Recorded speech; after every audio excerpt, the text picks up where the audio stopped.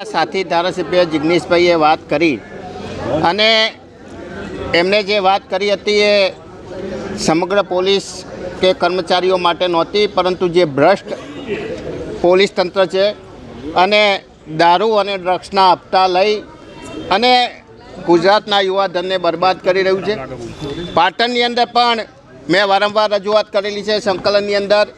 ધારપુર હોસ્પિટલની આજુબાજુ ખુલ્લેઆમ ડ્રગ્સ વેચાય છે અને આ યુવાનો ડ્રગ્સના રવાડે ચડે, યુવાધન બરબાદ થઈ જાય, એના માટે જિગ્નેશભાઈએ જે વાત કરી હતી, પરંતુ એમને ખોટી રીતે ભારતીય જનતા પાર્ટીના મરતિયાઓ દ્વારા એમનો જે વિરોધ કરવામાં આવી રહ્યો છે, અમે જિગ્નેશભાઈની સાથે છીએ અને આગામી સમયની અંદર પાટણની અંદર પણ જે જગ્યાએ ડ્રગ્સ વેચાય છે અને બિસ્ટોલોની અંદર ડ્રગ્સ વેચાય છે, યુનિવર્સિટીની અંદર પણ આ બાબતે ડ્રગ્સના સેમ્પલો મળ્યા હતા, પરંતુ ડ્રગ્સ બાબતે પાટણ જિલ્લા પોલીસ તંત્ર એ નિષ્ફળ રહ્યું છે। આગામી સમયની અંદર અમે આ બાબતે જનતા રેડ પણ કરીશું।